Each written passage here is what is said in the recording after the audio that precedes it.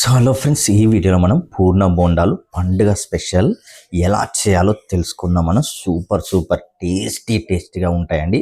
మీరు పక్కా ట్రై చేయండి. వీడియోని అయితే చివరి వరకు చూడండి. సో ముందుగా మీరు ఈ పూర్ణ బోండాల కోసం మినప్పప్పును తీసుకోండి. నేను ఒక గ్లాసు మినప్పప్పునైతే తీసుకున్నాను. సో ఆ గ్లాసు మినప్పప్పును ఒక గిన్నెలో వేసి పెట్టుకోండి. ఆ తర్వాత సేమ్ అదే కప్పులో ఒక గ్లాసెడు బియ్యం కూడా తీసుకున్నానండి. సో దీన్ని కూడా ఒక గిన్నెలో పోసి పెట్టుకోండి. సో తర్వాత మీరు చేయాల్సిందల్లా ఈ రెండింటిని కలిపేసి మిక్సీ పట్టేసుకోండి. సో మీరు ఒకటికి ఒకటి పోస్తేనే టేస్ట్ అనేది బాగా వస్తుందండి ఇక్కడ. సో కాబట్టి చూడండి, ఇలా పిండి అనేది మీరు వీడియోలో చూస్తున్న విధంగా పట్టయితే రెడీ అయితే పెట్టుకోండి. దీంట్లో కొద్దిగా ఉప్పునైతే వేసుకోండి. ఉప్పు వేసిన తర్వాత ఒకసారి పిండిని బాగా కలిపేసి ఒక గంట పాటు పక్కకైతే పెట్టుకోండి. ఈలోపు మనం పూర్ణాన్ని అయితే రెడీ చేసుకుందాం. నానబెట్టి రెడీ అయితే పెట్టేసుకోండి. సో ఇది చాలా ఇంపార్టెంట్ అండి. ఆ తర్వాత ఆ శనగపప్పును గిన్నె పొయ్యి పైన పెట్టేసి మంచిగా ఉడకబెట్టేసుకోండి. మధ్య మధ్యలో టెస్ట్ చేస్తూ ఉండండి. ఎందుకంటే మరీ మెత్తగా కూడా ఉడకద్దండి. మనకు పలుకుగానే ఉండాలి, ఉడికినట్టుగా ఉండాలి. అట్లున్నప్పుడే మనం ఈ పూర్ణం బోండాలు తింటుంటే మనకు క్రంచీగా, క్రిస్పీగా, బాగా టేస్టీగా మనకు ఈ పూర్ణం బోండాలు అయితే వస్తాయి. నేను ఒక 2-3 సార్లు ఇలా చూడండి, ఇలా ప్రెస్ చేసినప్పుడు ఇట్లా పొడిలాగా వచ్చినప్పుడు మనకు ఏదైతే శనగపప్పు ఉందో మంచిగా ఉడికినట్టు అండి. సో అలా మీరు దీన్ని టెస్ట్ అయితే చేసుకోవచ్చు. మనం తర్వాత ఏదైతే మనం శనగపప్పును ఉడకపెట్టుకున్నామో దాన్ని ఇలా ఒక పప్పు గుత్తితో మంచిగా క్రష్ అయితే చేసి పెట్టేసుకోండి. మరి పప్పునైతే వాడమండి మనం ఇందులో, ఇది తెలుసుకోవాలి మీరు. దీన్ని ఇలా క్రష్ చేయండి. సో దాన్ని వేడిగా ఉన్నప్పుడే క్రష్ చేస్తే మనకి ఈజీగా ప్రెస్ చేయొచ్చు. మంచిగా మెత్తగా తయారైతే అవుతుంది మనకు. ఇది మాత్రం పక్క ట్రై చేయండి. మీరు ఎక్కడ కూడా ఇలా ట్రిక్స్ అయితే మీరు చూసైతే ఉండరు. ఇలా ప్రెస్ చేసి పెట్టుకుంటేనే మనకు పూర్ణం బోండాలు అవన్నీ చాలా బాగా వస్తాయి. ఇప్పుడు ఒక గ్లాసెడ్ బెల్లాన్ని అయితే నేను గిన్నెలో వేసి పెట్టుకుంటున్నాను అండి. సో మనము ఒక గ్లాసు శనగపప్పు తీసుకున్నాము, దానికి సరిపడా బెల్లాన్ని కూడా తీసుకుంటున్నాం. మీకు ఎక్కువ స్వీట్నెస్ కావాలంటే ఎక్కువ బెల్లాన్ని తీసుకోండి, అది మీకు డిపెండ్ అయ్యి అయితే ఉంటుంది. సో దాన్ని గిన్నెలో పోసి తర్వాత కొద్దిగా వాటర్ అయితే పోసి దాన్ని అయితే హీట్ అయితే చేయండి, అంటే బెల్లాన్ని కరిగించండి. సో చూడండి, బెల్లం కొద్దిగా కరిగిన తర్వాత దాన్ని వడగొట్టండి. ఎందుకంటే దాంట్లో చిన్న రాళ్ళు కానీ చెత్త కానీ ఏమైనా ఉంటే కంపల్సరిగా దాన్ని వడకట్టాలండి. లేకపోతే మనం తింటున్నప్పుడు అవన్నీ మనకు తినేటప్పుడు వస్తాయి. కాబట్టి ఇలా మీరు పక్కాగా దీన్ని అయితే వడకొట్టడం మాత్రం మర్చిపోకండి. సో ఇలా వడకట్టిన పాకాన్ని అయితే మళ్ళీ ఒకసారి పొయ్యి మీద పెట్టేసి దాన్ని లో ఫ్లేమ్ మీద హీట్ చేయండి. ఇలా మసలాలండి. ఇలా మసిలిన తర్వాత ఏదైతే మనం శనగపప్పుని క్రష్ చేసి పెట్టుకున్నామో దాన్ని ఇందులో వేసేసి బాగా కలపండి. సో ఇది మాత్రం చాలా ఇంపార్టెంట్ అండి. ఇది చేయడం మాత్రం అస్సలే మర్చిపోకండి. ఇలా వేడిగా ఉన్న పాకంలోనే మనం ఈ శనగపప్పునేసి బాగా కలుపుతూ చాలా దగ్గరికి వచ్చే వరకు లో ఫ్లేమ్ని మెయింటైన్ చేస్తూ కలుపుతూ ఉండాలి. అప్పుడే బెల్లం పాకము శనగపప్పుకి బాగా పట్టి మంచిగా పూర్ణం బోండాలు అనేది చాలా బాగా వస్తాయండి. లో ఫ్లేమ్ని మెయింటైన్ చేస్తూ ఇలా కలుపుతూ ఉండాలండి. లేకపోతే కింద గిన్నె అడుగంటుతుంది. ఫ్లేమ్ని లో ఫ్లేమ్ని మెయింటైన్ చేయాలి. ఒక 5-10 నిమిషాల టైం అయితే పడుతుంది ఇది పాకం అనేది దగ్గరికి రావడానికి.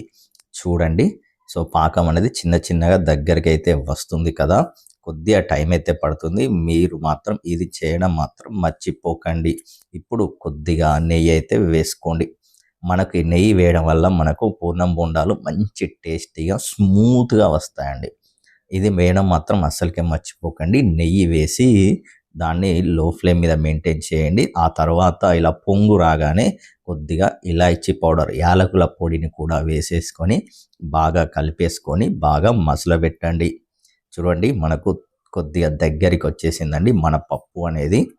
సో చిన్నగా మసులుతూ పాకం అనేది దగ్గరికి రావాలి. అలా ఉన్నప్పుడే మనకు బోండాలు పర్ఫెక్ట్గా వస్తాయి. చూడండి ఎంత దగ్గరికి వచ్చేసిందో.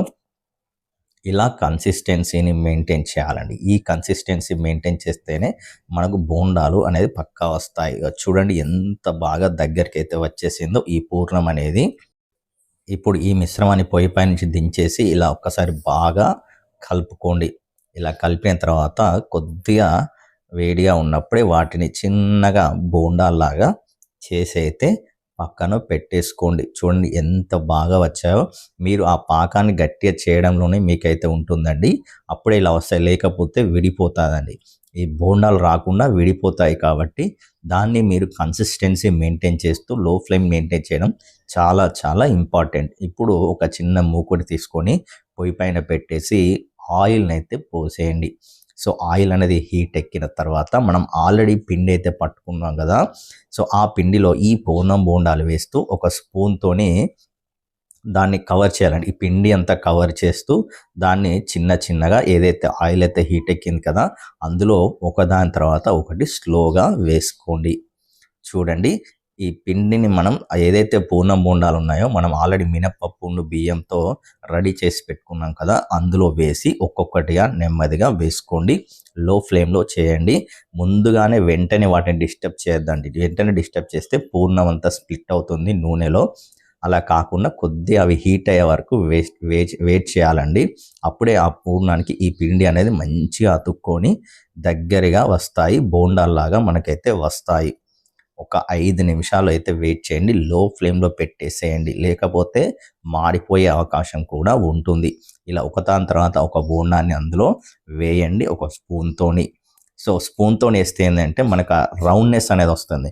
ఒకవేళ చేతితో వేస్తే ఒక్కొక్కసారి అవి చిట్లిపోయే ప్రమాదం అయితే ఉంటుంది. కాబట్టి ఇలా స్పూన్తో వేస్తేనే మనకు బోండాలు అనేది పర్ఫెక్ట్ రౌండ్ షేప్లో మనకు వస్తాయి. ఇలా బోండాలని వేసిన తర్వాత చూడండి మనకు ఒక్కొక్కటి నెమ్మదిగా పక్కకైతే జరపండి. కొద్దిగా పిండి కాబట్టి ఒకదానికొకటి అతుక్కుంటాయి. ఇలా అతుక్కున్నప్పుడు కొద్దిగా స్లోగా తీయాలండి, లేకపోతే అవి చిట్లిపోయే ప్రమాదం ఉండి పూర్ణమంతా ఆయిల్లో స్ప్రెడ్ అవుతుంది. ఇక అంతేనండి, మన పూర్ణం బోండాలు అయితే రెడీ అయితే అయిపోయాయి. సో వీటిని ప్లేట్లోకి తీసుకొని సర్వ్ చేసుకోవడమే. చాలా సింపుల్గా, చాలా ఈజీగా, మంచి టేస్టీగా ఉండే పూర్ణం బోండాలు అయితే రెడీ అయిపోయాయి. చూడండి ఎంత బాగా పూర్ణం బోండాలు అయితే వచ్చాయి. ఈ పండుగకు మీరు కూడా ఇంట్లో ఇలా ట్రై చేస్తారని నేనైతే అనుకుంటున్నాను. సూపర్గా వస్తుంది. ఎంత బాగా చూడండి బోండా అయితే లోపలైతే ఎంత బాగా ఉందో, కాలింది కదా. తింటూ ఉంటే మాత్రం నోట్లో నీళ్ళు అయితే ఇట్లా ఊరుతూ ఉంటాయండి. మీరు కూడా ట్రై చేస్తారని నేనైతే అనుకుంటున్నా. చాలామంది అయితే అడిగారు ఎలా చేయాలని. సో వాళ్ళ కోసమే ఈ వీడియో అయితే తీయడం అయితే జరిగింది. ఈ పండుగ అయితే పక్కా ట్రై చేయండి. సో అలాగే భక్షాలు, నేతి గారెలు, బొబ్బట్లు కూడా చేయడం అయితే జరిగింది. దాన్ని కూడా వీడియో అయితే తీసి పెట్టాను. దాన్ని కూడా చూసి ట్రై అయితే చేయండి. సో ఈ వీడియో కనుక మీకు నచ్చినట్లయితే లైక్ చేయడం, షేర్ చేయడం, మన ఛానల్ని సబ్స్క్రైబ్ చేయడం మాత్రం అస్సలకే మర్చిపోకండి. ఓకే, ఉంటా మరి, బాయ్.